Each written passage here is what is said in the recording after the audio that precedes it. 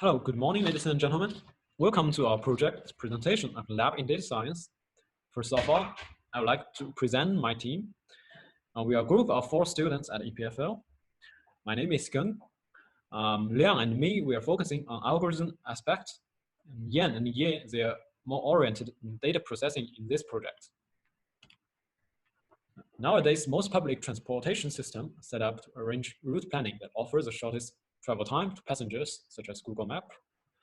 Although this helps passengers save time, but system are not always able to promote a safe trip, which means any delay of train or bus could cause the user to miss the next train or lost 20, 30 minutes. That's why planner, which not only computes the shortest path between depart and destination, also takes into account the potential delay risk. And now let's move on to the technique aspect. We will start by modeling the public transportation system in the city of Zurich. Okay, we construct three networks to apply our algorithm.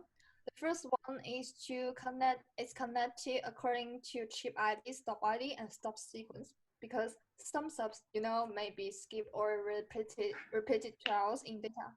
The second one is to build a connection between the stop in STEM station, and the third one is to build the working network. The stop in this network have a distance less than 500 meters between them. We also remove stop which has been included in the same station transfer network. Okay, let's move on to our route planning algorithm. We set up 3 assumptions to serve our algorithm.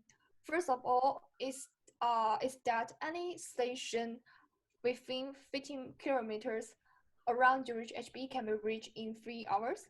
The second one is the latest departure lead to latest arrival with high probability. However, this is not always the case like express train. And so we set up 30 minutes as schedule and only consider trip that can arrive in 30 minutes before the expected arrival time. The third one is we assume we can reach the destination within 4 trips, including walking and other stop, transforming at the same station and taking transportation.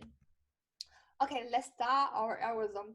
Step 1 and step 2 is to filter the edges, which is based on the assumption 1 and 2. And the third one is connect edges in one chip, which is shown in the graph below, like A1 connect C1 and D1, which is not connected before. And then we apply n-DFS to find all paths starting from the start point to the end point. In this case, the number of chips is actually the number of edges. But the previous algorithm only consider the connection in terms of space. We also need to consider the connection in terms of time. So we will build the path using greedy algorithm. And in each step, we select the trip with the latest departure that can catch the next trip. We deduce backwards until it reaches the first stop, or it cannot find a path because it cannot find a previous trip that can ensure us to catch the next trip.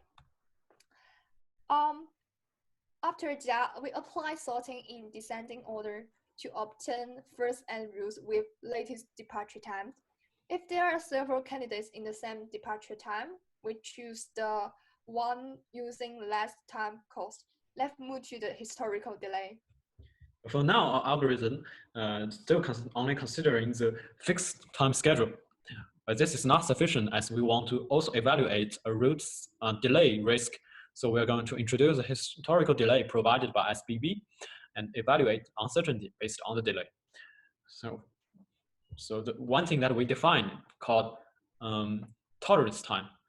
Tolerance time is defined as the difference between the previous arrival time minus the next departure time. So for example, if we arrive at Zurich Central Station at 10:30 and we'll take the train at 10:35, we'll have 5 minutes of tolerance time. this is the time that during which, even though our previous train has a delay, as long as it does not exceed this tolerance time, we can still catch the next train.